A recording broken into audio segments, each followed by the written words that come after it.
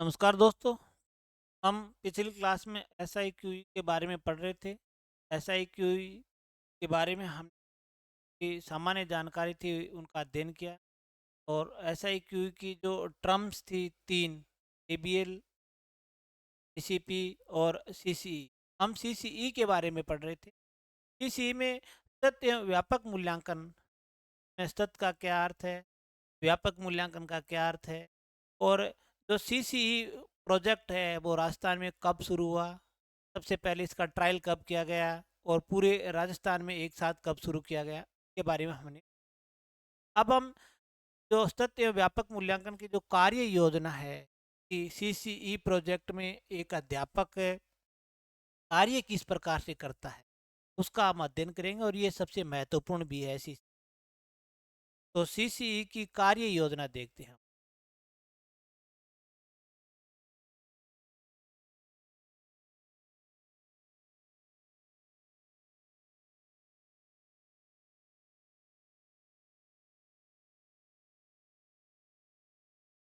यानी एक अध्यापक है CCE के अनुसार अगर अध्ययन करवा रहा है तो उसे कौन कौन से स्टेप से गुजरना पड़ेगा, छात्र कौन कौन से स्टेप से गुजरेगा, इस पर हम अध्ययन करेंगे। सबसे पहले जब भी सेशन की शुरुआत होती है तो आधार रेखा मूल्यांकन किया। सबसे पहले हम आधार रेखा मूल्यांकन दें। आधार रेखा मूल्यांकन पर एक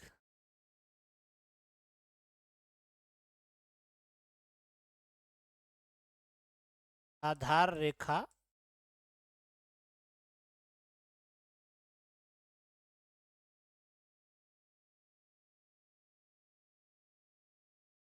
यानी सेशन की जो शुरुआत है वो आधार रेखा मूल्यांकन से। सेशन के प्रारंभ में बच्चों के शैक्षिक स्तर या अधिगम को जानने के लिए आधार रेखा आंकलन किया जाता है। यानी हम आधार रेखा मूल्यांकन क्यों करते हैं?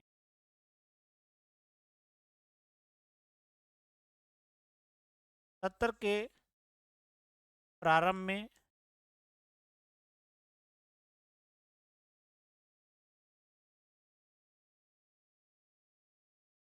बच्चों के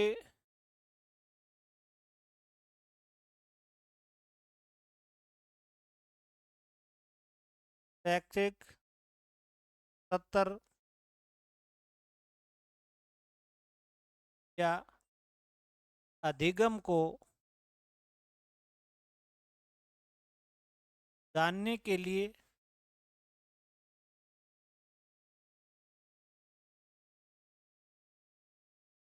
के लिए आधार रेखा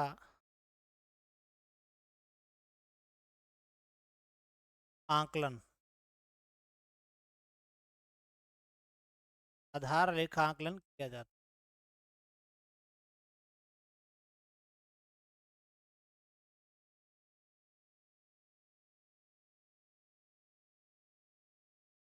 यानी जैसे ही सेशन की शुरुआत होती है, बच्चे का लेवल कैसा है, उसमें अधिगम करने की क्षमता किस प्रकार की है, उसको जानने के लिए हम आधार रेखा आंकलन करते हैं।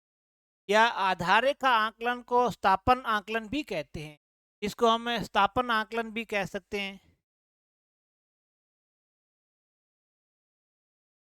इसको स्थापन आकलन भी कहते हैं।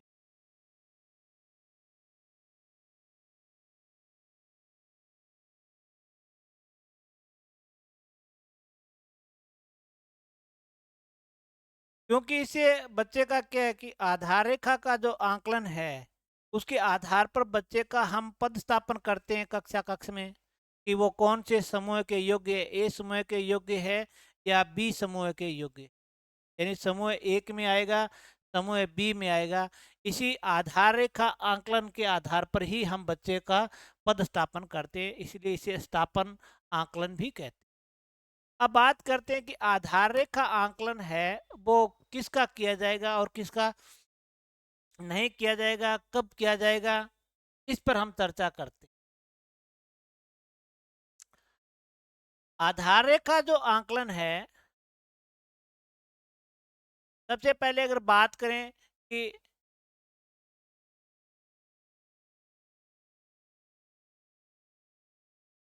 आधार रेखा आंकलन है,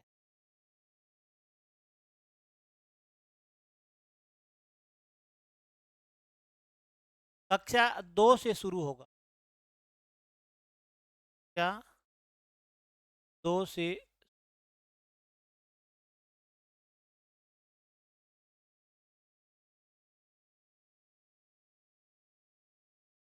यानी ये जो आधार रेखा आंकलन है वो कक्षा 2 से शुरू होगा, यानी संपूर्ण कक्षा 2 का आंकलन किया जाएगा। एकमात्र क्लास है कक्षा 2 जिसका संपूर्ण क्लास का आधार रेखा आंकलन किया जाएगा। यानी आप कह सकते हो कि संपूर्ण क्लास का,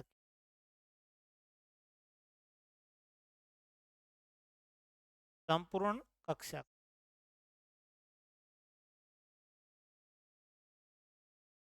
इसका अर्थ है कि कक्षा 1 का आंकलन नहीं होगा,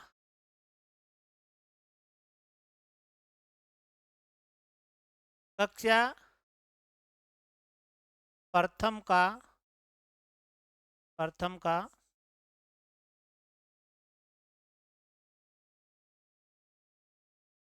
आधार रेखा आंकलन।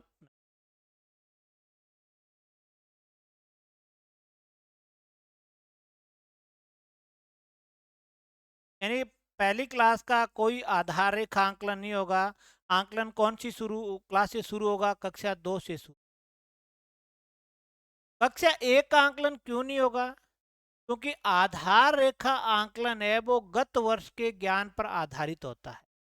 ये भी एक महत्वपूर्ण है कि आधार रेखा आंकलन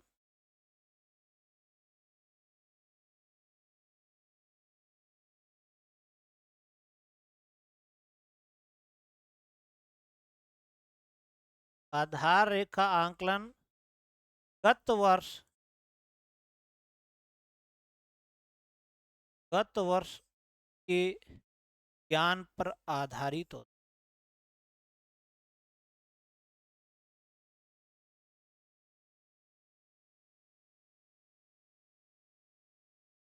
यानी ये आंकलन है वो गत वर्ष के ज्ञान पर आधारित होता है।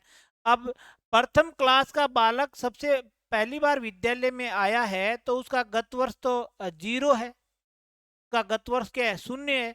तो इसलिए क्लास प्रथम का आधार रेखा आंकलन नहीं किया जाता है, क्योंकि ये आंकलन है वो गत वर्ष पर आधारित होता है। गत वर्ष का जो ज्ञान है, बालक ने जो क्लास पास की है उस क्लास के आधार पर ही इसका आंकलन किया जाता है। और प्रथम क्लास का जो बालक जिसका प्रवेश विद्यालय में हुआ है उसका गत वर्ष है का ज्ञान है वो 0 होता है। इसलिए पहली क्लास का कोई आंकलन नहीं किया जाता। उसके बाद अगर हम बात करें कि अगर कोई निजी विद्यालय से सरकारी विद्यालय में आने वाला छात्र है उसका आंकलन किया, ये कई क्वेश्चन एग्जाम में पूछे जाते हैं इस प्रकार से।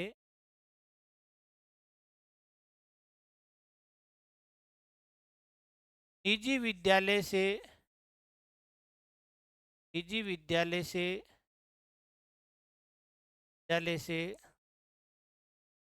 सरकारी विद्यालय में, विद्यालय में आने वाले छात्र का आधार रेखा मूल्यांकन कर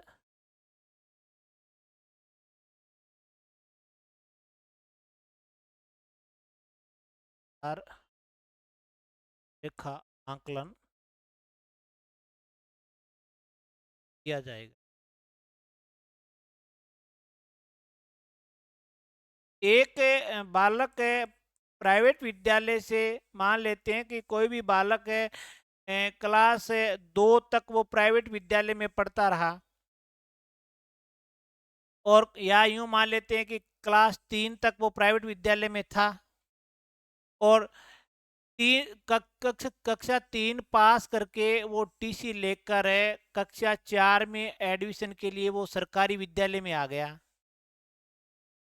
यानी क्लास 3 तक तो वो कहाँ पर पढ़ा था? प्राइवेट विद्यालय में पढ़ा, और तीसरी पास करने के बाद टीसी लेकर वो सरकारी विद्यालय में आ गया और सरकारी विद्यालय में उसने कक्षा 4 में प्रवेश लिया, तो उसका आधार रेखा आंकलन किया जाएगा। यानी उसका कक्षा 4 में आधार रेखा आंकलन किया जाएगा। जैसे सरकारी विद्यालय में पढ़ने वाले बच्चों का एक साथ जो कक्षा 2 में जो बालक है उनका आधार रेखा मूल्यांकन एक बार कर दिया, फिर जो उसकी वार्षिक जो समेकित रिपोर्ट बनती है हर बार नहीं किया जाएगा। कक्षा 2 का आंकलन आधार रेखा आंकलन कर दिया और उसका समूह बना दिया हमने, फिर बालक ने दूसरी क्लास पास कर ली, दूसरी क्लास में जो उसकी समेकित जो ग्रेड आई है उस ग्रेड के आधार पर इस बालक का कक्षा 3 में आधार रेखा मूल्यांकन होगा। वो फिर कक्षा 3 में जो ग्रेड आएगी वो कक्षा 4 का आधार मानी जाएगी। लेकिन प्राइवेट विद्यालय से अगर हमारे पास सरकारी विद्यालय में कोई छात्र आ रहा है तो प्राइवेट विद्यालय में तो सीसी है ही नहीं, आधार रेखा मूल्यांकन यानी सत्य व्यापक मूल्यांकन ये प्रोजेक्ट शुरू नहीं है, तो उस बालक का आधार रेखा मूल्यांकन किया जाएगा। सरकारी से सरकारी विद्यालय में जाने वाले सरकारी विद्यालय से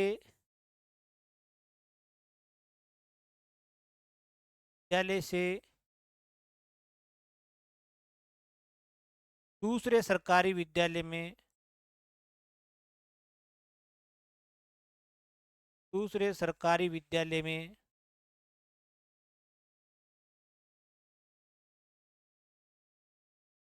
विद्यालय में आने वाले छात्र का आधार रेखा मूल्यांकन आधार रेखा आंकलन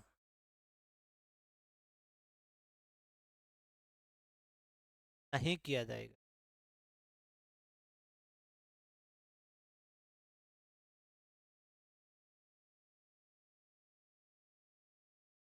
यानी एक सरकारी विद्यालय से बालक दूसरे सरकारी विद्यालय में जा रहा है तो दूसरे विद्यालय में उसका आंकलन नहीं किया जाएगा, क्योंकि मान लेते हैं एक बालक कक्षा 3 तक एक विद्यालय में पढ़ा, वो तीसरी में टीसी कटाकर चौथी क्लास में दूसरे विद्यालय में चला गया, लेकिन बालक के साथ साथ उसका रिकॉर्ड भी जाएगा।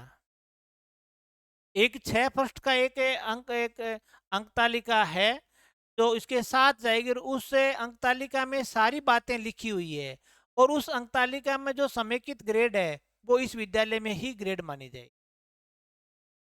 तो आधार रेखा मूल्यांकन एक सरकारी विद्यालय से दूसरे सरकारी विद्यालय में जाने वाले छात्र का आधार रेखा मूल्यांकन नहीं किया जाएगा, क्योंकि जैसे इस बालक की एक सरकारी विद्यालय से टीसी काटी जाएगी तो उसके साथ एक प्रतिवेदन जाएगा, इसके साथ प्रतिवेदन, उस प्रतिवेदन में बालक के बारे में समस्त जानकारी लिखी हुई है कि इसकी कौन से विषय में क्या ग्रेड है, कौन सी गतिविधि में क्या ग्रेड है, किस प्रकार का बालक है, किस तरीके से पढ़ता है, लिखने में कैसा है, बोलने में कैसा है, सारा उस प्रतिवेदन में लिखा हुआ है, और उसकी एक समेकित ग्रेड भी है, और उस ग्रेड को ही इस विद्यालय में आधार माना जाए। तो सरकारी विद्यालय से सरकारी विद्यालय में जाने वाले छात्र का है वो आधार रेखा आंकलन नहीं किया जाता। इसका अर्थ है कि एक बार अगर कोई छात्र, हाँ, अगर कोई एक छात्र मान लेते हैं कि कक्षा 3 में कक्षा 2 में वो सरकारी विद्यालय में था, उसका आंकलन हो गया, फिर वो कक्षा 3 में क्या है प्राइवेट विद्यालय में चल गया, और फिर कक्षा 4 में वापिस वो सरकारी विद्यालय में आ गया, अगर ये टर्म रही तो उसका आधार रेखा मूल्यांकन होगा। यानी कक्षा 2 में वो सरकारी विद्यालय में था, उसका आधार रेखा मूल्यांकन हो गया, फिर वो कक्षा 3 में प्राइवेट विद्यालय में चला गया, प्राइवेट विद्यालय में सीसी की कोई व्यवस्था नहीं है, फिर वो कक्षा 4 में वापस किसी सरकारी विद्यालय में आ गया, तो यहाँ आने वाले छात्र का आधार रेखा मूल्यांकन किया जाएगा। यानी कहने का मतलब है कि निजी क्षेत्र के किसी भी विद्यालय का बालक अगर सरकारी विद्यालय में आता है तो उसका आधार रेखा मूल्यांकन किया जाएगा। आधार रेखा मूल्यांकन छात्र का एक ही बार होगा अगर वो एक ही विद्यालय में या सरकारी विद्यालय में पढ़ रहा है तो। अगर इस तरीके से मान लेते हैं कि ये बालक पहले सरकारी विद्यालय में था, एक बार इसका आंकलन हो गया है, अब प्राइवेट विद्यालय में चला गया, अब वापिस सरकारी विद्यालय में आ गया, तो इसका दूसरी बार आंकलन किया जाएगा। अगर ये सरकारी विद्यालय में ही रहता तो उसका एक ही बार आंकलन किया जाता। तो बालक का आधार रेखा आंकलन है वो सिर्फ एक बार किया जाता है, ये भी ध्यान रखो कि हर बार नहीं किया जाता है, वो एक ही बार है किया जाता है।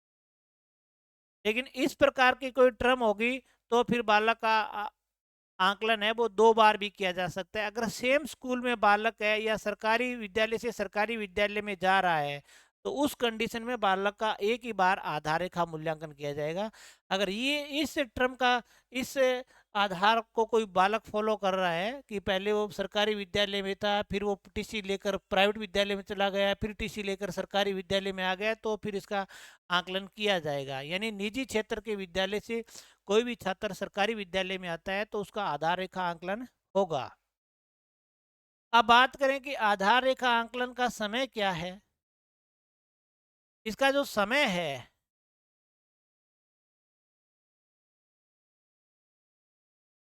आधार रेखा आंकलन का समय,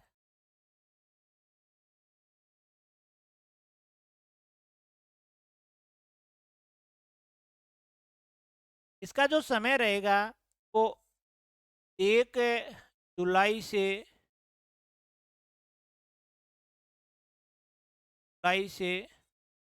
15 जुलाई तक, यानी इस अवधि के दौरान इसका आधार रेखा मूल्यांकन किया जाएगा, या जुलाई का प्रथम सप्ताह, जुलाई का प्रथम सप्ताह। जैसे 21-22 जून को विद्यालय शुरू होते हैं तो शुरू के 15 दिन तक हम बालक को गत वर्ष की बुक पढ़ाएंगे। जैसे एक बालक मान लेते हैं कि पहली क्लास से दूसरी क्लास में आ गया, पहली क्लास में था, इस बार दूसरी क्लास में है, उसका आधार का मूल्यांकन किया जाएगा। तो हम उसको क्या करते हैं कि गत वर्ष की 15-20 दिन इसको पुस्तक पढ़ाते हैं, और फिर हमें 1 जुलाई से 15 जुलाई के मध्य क्या है उसका आधार रेखा मूल्यांकन करते हैं। लेकिन वर्तमान में हर वर्ष भी इसका आधार रेखा मूल्यांकन किया जा रहा है। वर्तमान में हर वर्ष आधार रेखा मूल्यांकन किया जा रहा है और पदस्थापन किया जा रहा है बालकों का, वो एक अलग प्रक्रिया। लेकिन नियमावली ये कहती है कि आधार रेखा आंकलन का जो समय है वो 1 जुलाई से 15 जुलाई है, या जुलाई का प्रथम सप्ताह माना गया है। मैक्सिमम आप 15 जुलाई तक ये कार्य कंप्लीट करोगे आधार रेखा मूल्यांकन का। और ये गत वर्ष पर आधारित है, तो बालक को 10-15 दिन पहले हम गत वर्ष के बारे में, गत वर्ष का जो उनका ज्ञान है या गत वर्ष में उसने जो बुक पढ़ी है उनके बारे में उनका अध्ययन करवाएंगे, और उसी के आधार पर उसका आंकलन किया जाएगा।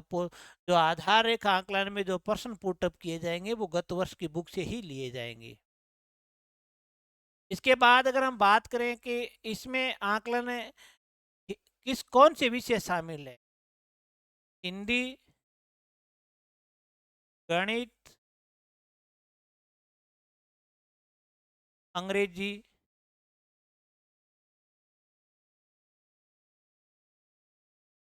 विषयों का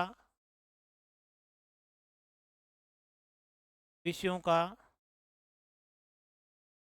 आधार रेखा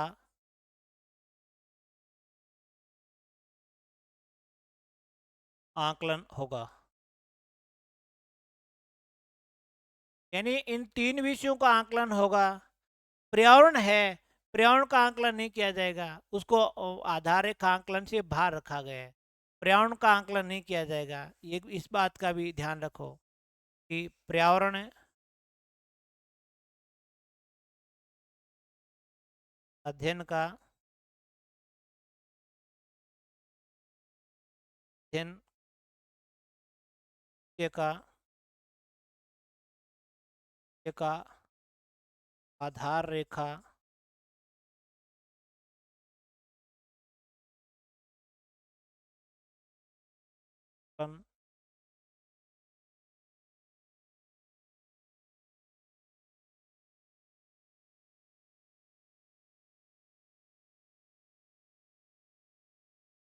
पर्यावरण विषय का आंकलन नहीं किया जाएगा। आंकलन किसका किया जाएगा? हिंदी का किया जाएगा, गणित का किया जाएगा और अंग्रेजी का।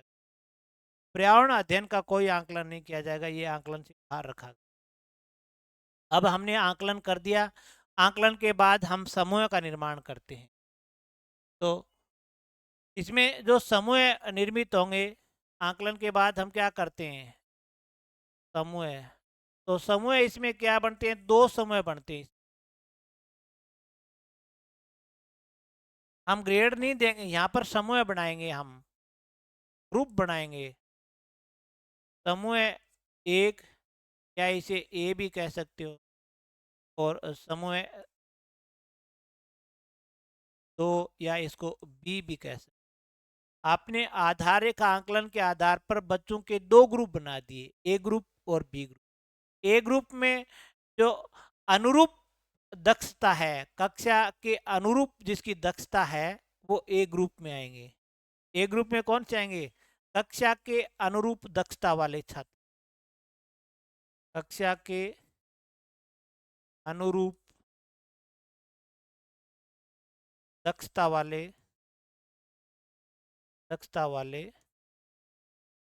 छात्र,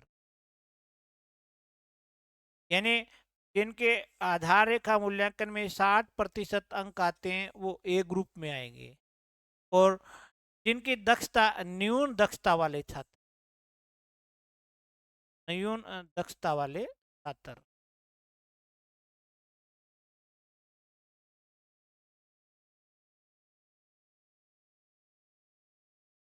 यानी 60% से कम वाले छात्र हमें बी ग्रुप में लाने हैं, और जिनके 60% अंक आ रहे हैं वो ए ग्रुप में आएंगे। जो समूह बी ग्रुप का जो समूह है, हमें हमारा जो कार्य रहेगा वो ये रहेगा कि सीसीपी और एबीएल द्वारा अतिरिक्त कार्य करवाकर समूह ए के बराबर लाना है। यानी सीसीपी और एबीएल, जो हमने दो SIQE के दो टर्म थी, सीसीपी बाल केंद्रित शिक्षण और गतिविधि आधारित शिक्षण। तो सीसीपी और एबीएल द्वारा अतिरिक्त कार्य करवाकर, द्वारा अतिरिक्त कार्य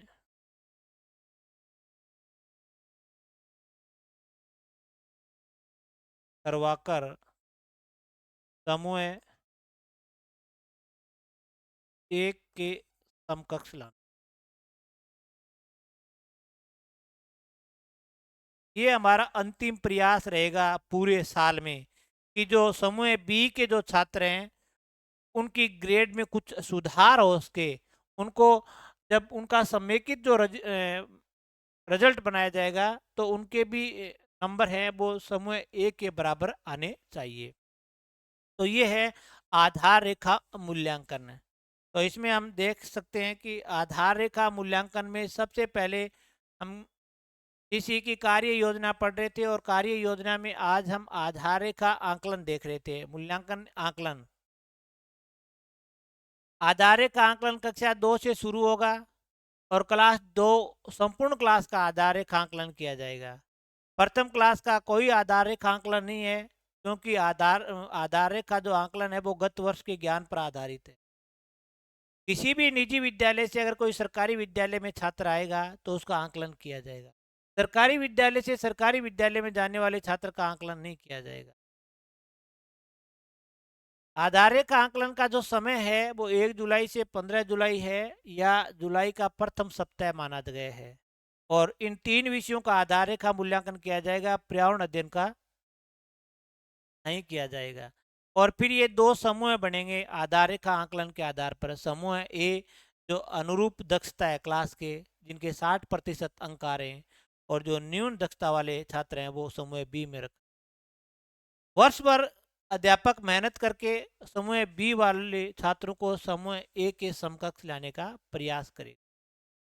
इसके बाद अगर हम बात करें पाठ्यक्रम का क्रमवार विभाजन, यानी हमने आधार रेखा मूल्यांकन कर लिया, अब पाठ्यक्रम का हम क्रमवार विभाजन कर। नंबर 2 हमारा जो पॉइंट है वो है पाठ्यक्रम का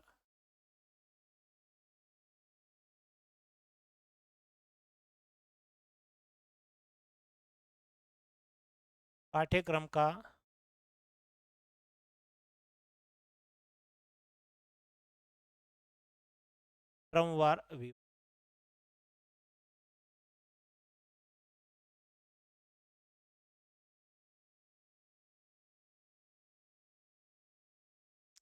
पाठ्यक्रम का क्रमवार विभाजन आधार रेखा मूल्यांकन के बाद जो समय शेष रहता है विद्यालय में, जो सेशन का समय शेष रहता है, उसको हम 3 बराबर भागों में बांटेंगे और जो पाठ्यक्रम है हमारा उसको भी 3 भागों में विभाजित करेंगे। पाठ्यक्रम और शिक्षण सत्र को 3 टर्म में विभाजित किया जाता है। तो पाठ्यक्रम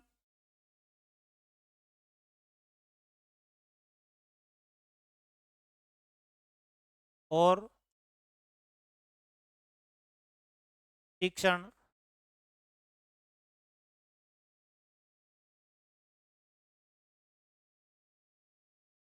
सत्र को 3 भागों में विभाजित किया।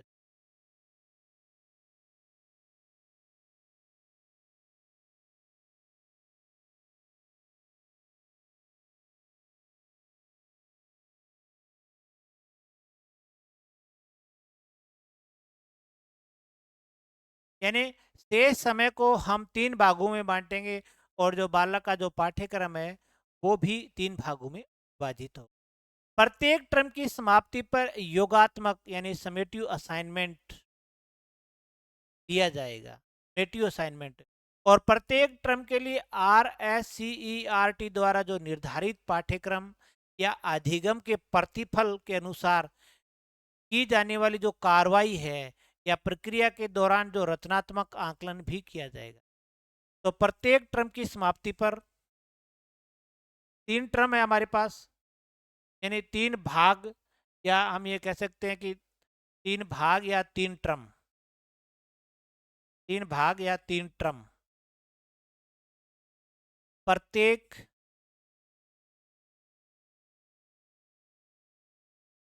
टर्म की समाप्ति पर योगात्मक आकलन किया जाएगा। योगात्मक का मतलब समेटिव असाइनमेंट, योगात्मक यानी SA, योगात्मक आकलन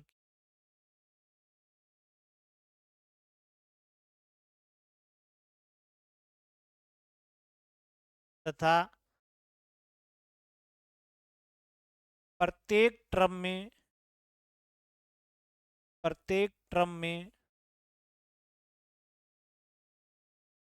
RSCERT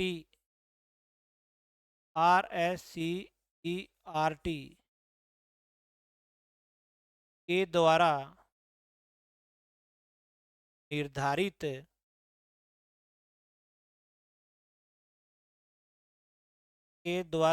निर्धारित शिक्षण प्रतिफलों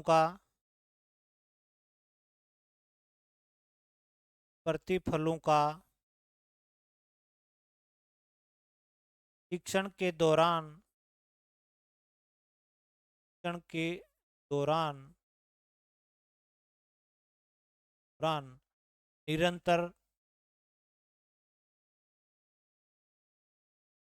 निरंतर रचनात्मक आकलन यानी फॉर्मेटिव असाइनमेंट किया जाएगा।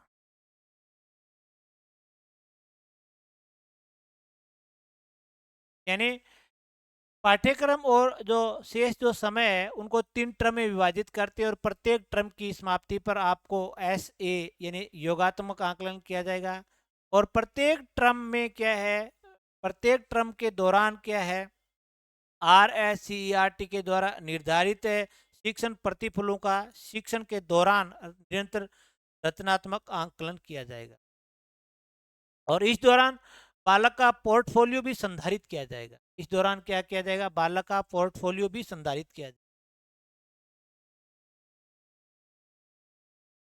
इस दौरान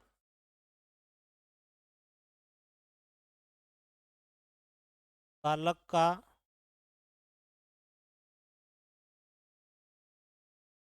पोर्टफोलियो भी संधारित किया जाएगा।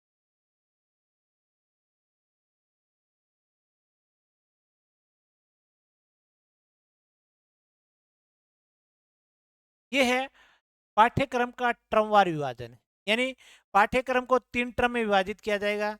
और ट्रमवार हम पाठ्यक्रम को कैसे विभाजित करेंगे वो भी हम देख लेते हैं। प्रथम ट्रम में सिलेबस कितना रहेगा, सेकंड ट्रम में कितना रहेगा, और उनकी जो संभावित जो FA या SA लेने की तारीख क्या है वो भी हम देखेंगे। तो यहाँ पर अगर हम बात करें ट्रम, और यहाँ समय या दिनांक की बात करें,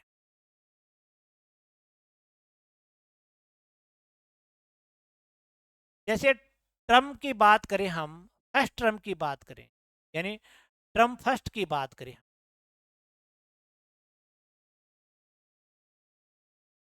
ट्रम फर्स्ट, तो फर्स्ट जो ट्रम है उसमें 45% पाठ्यक्रम शामिल। कितने प्रतिशत पाठ्यक्रम आएगा फर्स्ट ट्रम में, 45%। जो बुक है उसका 45% जो पाठ्यक्रम है वो फर्स्ट ट्रम में शामिल होगा। फर्स्ट ट्रम में सबसे पहले आपको एक लेना पड़ेगा FA1, और एक लेना पड़ेगा आपको FA2, यानी 2 आपको रचनात्मक आकलन करने पड़ेंगे फर्स्ट टर्म में। FA1 है वो 19 से 22 जुलाई को, और FA2 है वो 3 से 6 सितंबर को आयोजित हो। यानी FA1 का जो समय रहेगा वो जुलाई 19 जुलाई से 22 जुलाई रहेगा, और FA2 का जो समय रहेगा वो 3 सितंबर से 6 सितंबर तक रहेगा। एक संभावित तारीख है। अब आपने ट्रम जो 1 था हमारा में 45% पाठ्यक्रम है, उसके 2 आपने रचनात्मक आकलन कर दिए, FA1 FA2। उसके बाद एक योगात्मक आकलन होगा, समेटिव असाइनमेंट। तो इसके बाद एक क्या होगा, समेटिव असाइनमेंट प्रथम, और समेटिव जो असाइनमेंट प्रथम होगा उसकी जो तारीख संभावित तारीख रहेगी वो 23 से 27 सितंबर रहेगी। 23 से 27 सितंबर। और इसमें कितने प्रतिशत पाठ्यक्रम आएगा, 45% पाठ्यक्रम। प्रथम जो समेटिव असाइनमेंट में पाठ्यक्रम कितना आएगा, 45%। इसी तरीके से अगर हम ट्रम 2 की बात करें, ट्रम सेकंड, इसमें जो पाठ्यक्रम रहेगा वो 40% रहेगा, इसका पाठ्यक्रम रहेगा। ट्रम 2 में पाठ्यक्रम कितना आएगा, वो 40% आएगा। और वही बात है, ट्रम 2 में भी FA1 होगा और FA2 होगा। FA1 होगा और FA2 होगा, सेकंड ट्रम में भी होगा क्योंकि ये प्रत्येक ट्रम में होगा। अगर बात करें कि FA1 कब होगा, ये 13 से 16 जुलाई होगा, 13 से 16 नवंबर होगा, ये 13 से 16 नवंबर के मध्य होगा। एक एक संभावित तारीख है। और FA2 है वो दिसंबर में होगा, 16 से 20 दिसंबर, 16 से 20 दिसंबर के मध्य होगा। ये एक संभावित तारीख दी है। तो टर्म 2 में रचनात्मक आंकलन 2 हो गए। अब आपको समेटिव असाइनमेंट योगात्मक आंकलन करना है और उसकी जो तारीख आएगी, समेटिव असाइनमेंट सेकंड, ये है वो 20 से 24 से जनवरी को आयोजित होगा। ये कब आयोजित होगा? 20 से जनवरी से 24 जनवरी। और इसमें पाठ्यक्रम कितना आएगा? 40%। कितना आएगा? 40% पाठ्यक्रम आएगा। इसके बाद अगर हम बात करें टर्म 3 की बात करें, अगली जो टर्म रहेगी, टर्म तीसरी की अगर बात करें हम, तो टर्म 3 में शेष पाठ्यक्रम कितना बचा? 15%। तो टर्म 3 में 15% पाठ्यक्रम आए।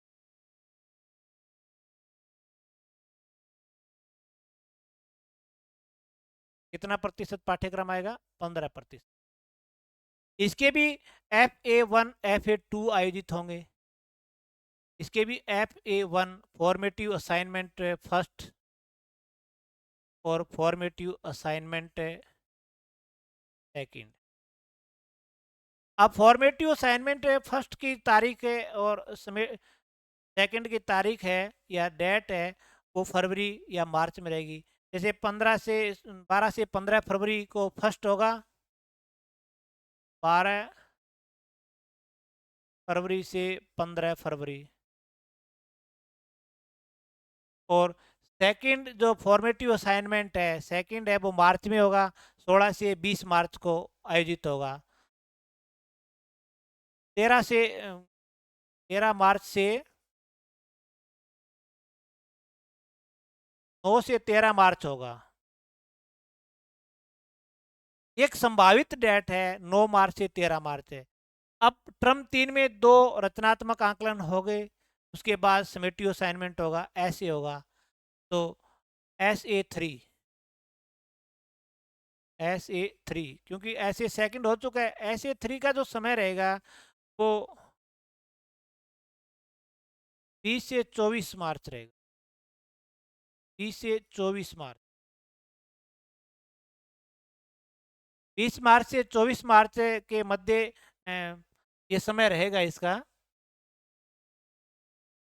20 मार्च,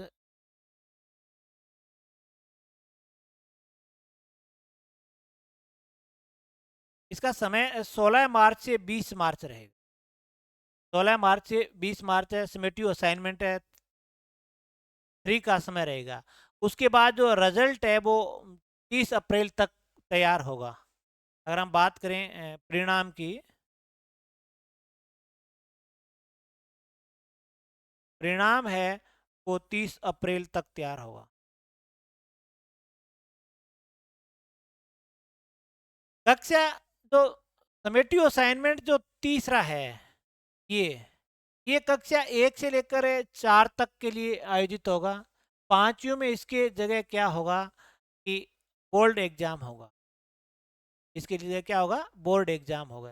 यानी कक्षा 5 के लिए SA3 के स्थान पर प्राथमिक शिक्षा अधिगम स्तर मूल्यांकन का आयोजन होगा, जो डाइट के द्वारा ली जाती है। तो हम कह सकते हैं कि note class 5th, class 5th के लिए इसमें SA3 के स्थान पर के लिए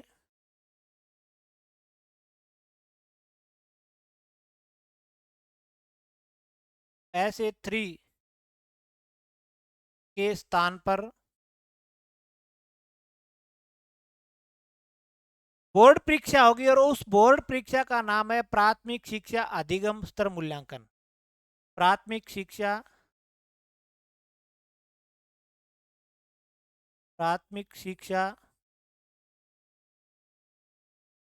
अधिगम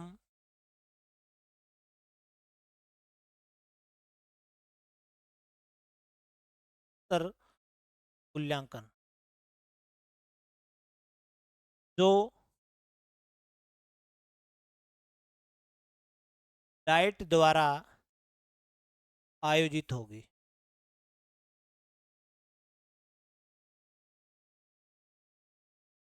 ये है। अब कई ये जो नाम है प्राथमिक शिक्षा अधिगम स्तर मूल्यांकन, ये पांचों की जो मार्कशीट है उसका नाम है। कई बार एग्जाम में पूछा गया कि आठवीं की अंक तालिका पर कौन सा नाम आता है, पांचवी की जो अंक तालिका है उस पर कौन सा नाम आता है। तो पांचवी की अंक तालिका पर यह नाम आता है प्राथमिक शिक्षा अधिगम स्तर मूल्यांकन। ये जो परीक्षा है वो डाइट के द्वारा ली जाती है। ये परीक्षा किसके द्वारा ली जाती है? डाइट के द्वारा ली जाती है। तो SA3 के स्थान पर पांचवी क्लास में ये बोर्ड एग्जाम होगा एक तरीके से। तो हम इसको देख सकते हैं कि जो समय हमारे पास आधार रेखा मूल्यांकन के बाद बचा उसको हमने 3 भागों में विभाजित किया, 3 ट्रम बनाए और प्रत्येक ट्रम की समाप्ति पर योगात्मक आकलन और प्रत्येक ट्रम के दौरान 2 रचनात्मक आकलन किए गए थे। जैसे हमने यहाँ पर देखा कि ट्रम फर्स्ट में कितना पाठ्यक्रम आया, 45%। इसमें 2 हमने रचनात्मक आकलन लिए और फिर हमने एक योगात्मक आकलन। फिर टर्म 2 में पाठ्यक्रम कितना आया? 40% है। और इसमें 2 हमने रचनात्मक आकलन किए और फिर एक हमने क्या कर दिया? योगात्मक आकलन सेकंड कर दिया।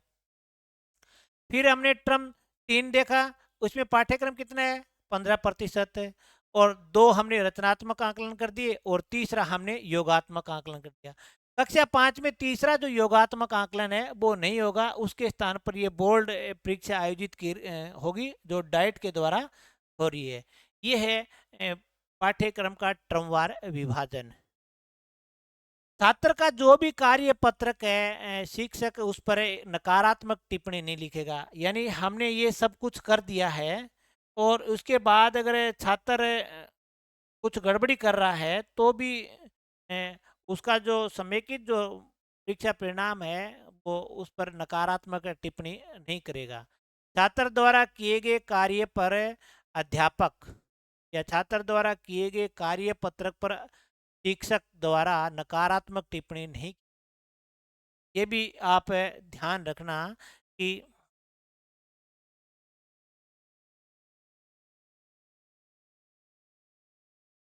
छात्र द्वारा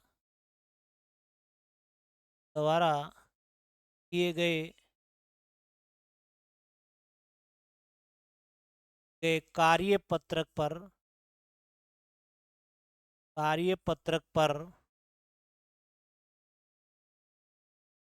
शिक्षक द्वारा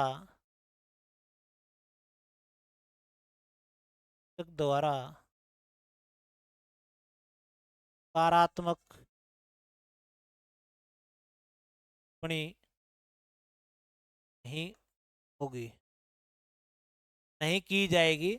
यानी छात्र ने जो भी कार्य पत्रक में लिखा है चाहे वो कैसा भी लिखे, इस पर शिक्षक है वो नकारात्मक टिप्पणी नहीं करेगा, उसे पॉजिटिव रूप में देखेगा वो और उस पर पॉजिटिव ही उसको टिप्पणी करनी है लास्ट के अंदर। ऐसा नहीं है कि ये बालक फेल होने के लायक है, इस तरीके का है, वैसा है, इस प्रकार की कोई टिप्पणी नहीं करनी है। आपको सिर्फ पॉजिटिव सोच के पर ही उस पर टिप्पणी करनी है, सुधारात्मक टिप्पणी करनी है, सकारात्मक टिप्पणी करनी है। अच्छा है और बढ़िया है, सुंदर है और अच्छा हो सकता है, बेहतर है, कोई भी संतोषजनक है, कोई भी आप टिप्पणी कर सकते हो, लेकिन नकारात्मक नेगेटिव टिप्पणी नहीं करनी है कार्यपत्रक पर, अलग कार्यपत्रक कैसा भी करे। इसके बाद अगर हम बात करें एक अध्यापक डायरी की बात करें, 3 नंबर की अगर बात करें अध्यापक डायरी की बात करें,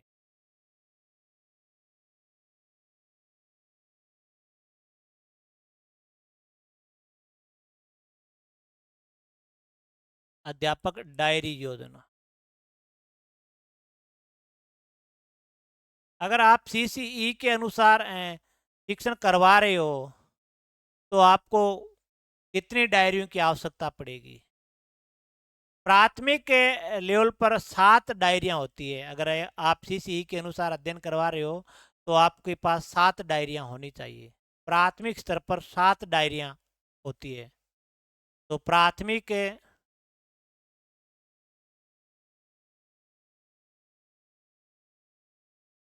स्तर पर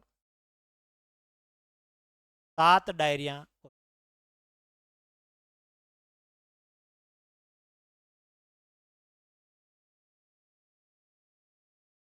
यानी आपने जो समूह बनाए हैं दो, ए समूह और बी समूह, उसके अनुरूप आपको डायरी मेंटेन करनी पड़ेगी। के अनुरूप आपको डायरी मेंटेन करनी पड़ेगी। जैसे मान लेते हैं कि एक मैं बात करता हूँ यहाँ पर, हिंदी की बात करता हूँ। हिंदी में जो क्लास 1 और क्लास 2, इनके लिए एक डायरी होगी, और फिर क्लास 3 और 5 के लिए एक डायरी होगी। वह क्लास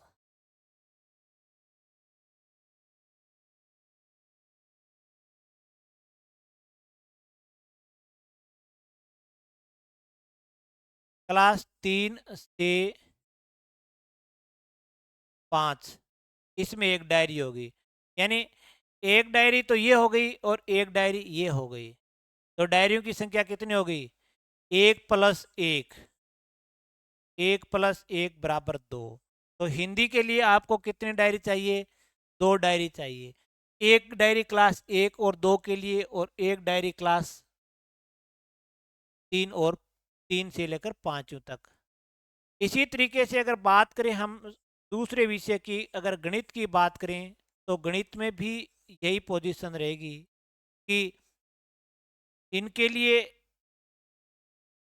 क्लास 1 और 2 और एक डायरी हो गई है आपके पास क्लास 3 से 5। तो 1+1, कुल डायरी कितनी होगी? 2 डायरी होगी। इसी तरीके से अगर हम बात करें अंग्रेजी के लिए, तो अंग्रेजी में भी क्लास 1 और 2 के लिए एक डायरी हो गई, और क्लास 3 से 5 तक के लिए एक डायरी होगी। 1+1 बराबर 2 हो गई। अगर हम बात करें पर्यावरण के लिए, तो पर्यावरण में आपको क्लास 1 से 5 तक एक ही डायरी की जरूरत पड़ेगी, और कुल डायरी कितनी होगी? 1, और टोटल डायरी कितनी होगी? 7।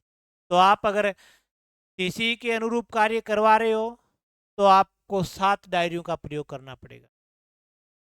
हिंदी के लिए 2 डायरी मिलेगी, गणित के लिए 2 डायरी है, अंग्रेजी के लिए 2 डायरी है, और पर्यावरण अध्ययन का अगर कोई छात्र अध्यापक करवा रहा है तो उसके लिए एक डायरी होगी। पर्यावरण अध्ययन का जो विषय है वो 3 से 5 रहेगा। क्लास 3 से 5 के लिए आपको एक डायरी मिलेगी। तो प्राथमिक लेवल पर आप सीसीई के द्वारा प्राथमिक कक्षाओं को पढ़ा रहे हो तो आपको कितनी डायरियों की आवश्यकता पड़ेगी? 7 डायरियों की आवश्यकता पड़ेगी। इसके बाद अगर हम एक और बात देखें कि सत्य एवं व्यापक आकलन अभिलेख क्या है? सत्य एवं व्यापक आकलन अभिलेख 4 नंबर की बात करें, सत्य एवं व्यापक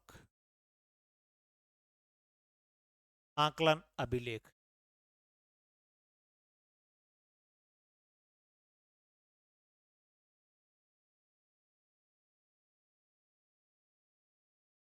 सत्य एवं व्यापक आकलन जो अभिलेख है वो क्या है?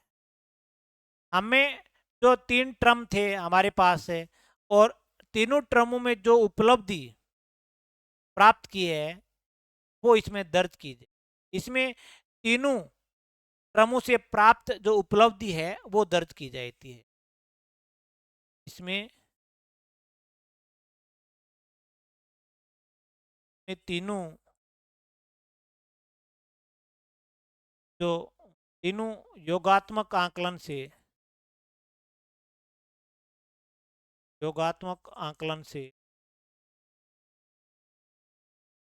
से प्राप्त